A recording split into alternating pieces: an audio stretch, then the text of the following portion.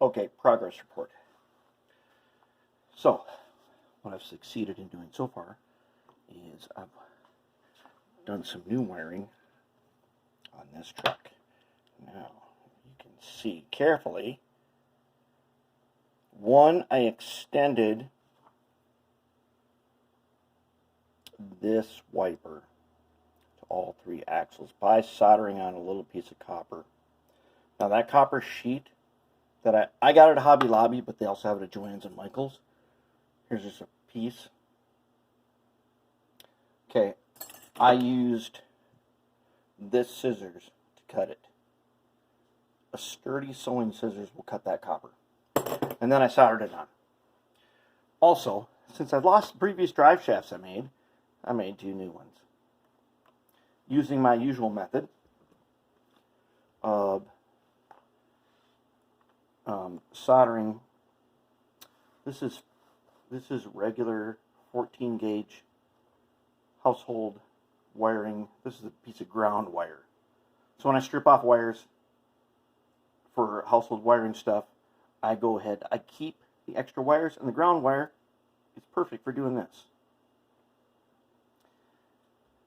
So I filed this in flat, I filed a little piece of this flat, then I soldered it together using acid paste fluxed. Yes, that stuff I told you never to use, this is when you use it.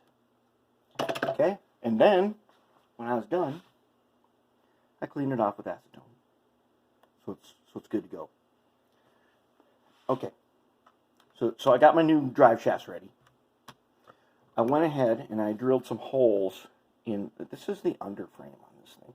Okay, so I drilled some holes here and here.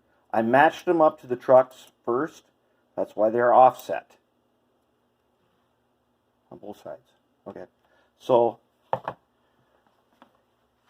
this piece here now has wire, and what I did was I used some of that Tichy phosphor bronze wire. It comes in a tube that looks like that. Well, let's put it around here so you can see what it actually is. 125 phosphor bronze wire, 12 pieces, $2.50 Tichy. Good stuff. You should have some on hand. Then I use my Strive Day silicone encased wire.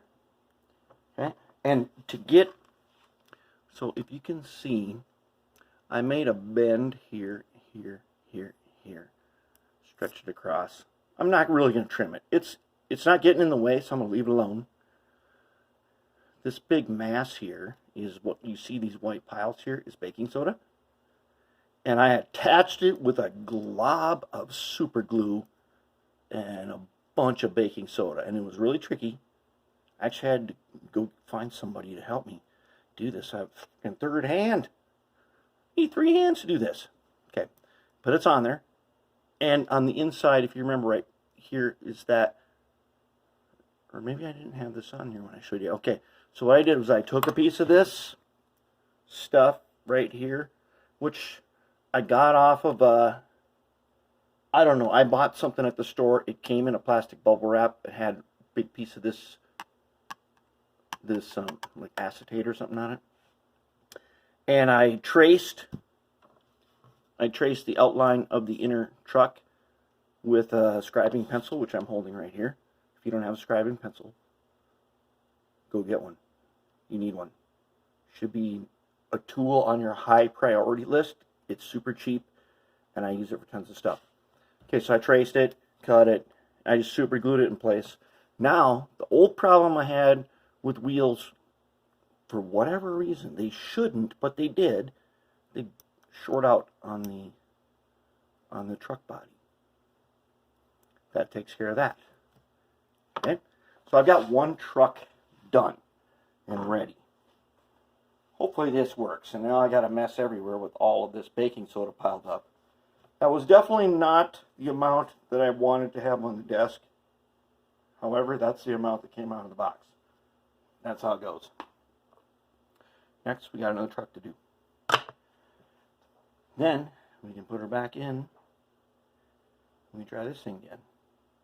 I would compare working on this to very much so to doing any old brass locomotive. We're talking a gear tower, a single shaft motor, same kind of setup, and then these drive shafts underneath.